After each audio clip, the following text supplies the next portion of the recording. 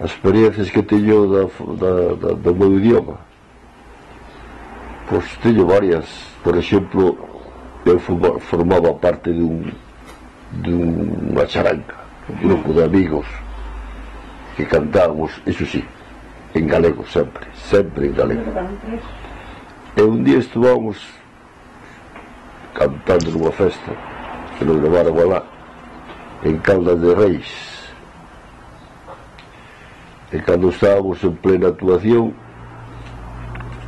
a Guardia Civil mandounos calar, baixounos do palco e leváronos ao calabozo por cantar galego. Nós sempre cantamos en galego, e a mí encanta me falar galego. Cando eu era rapaz, o galego estaba completamente prohibido.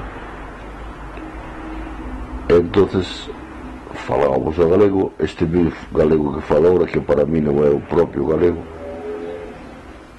e falábamos non moito galego, pero vamos, bastante falábamos o galego.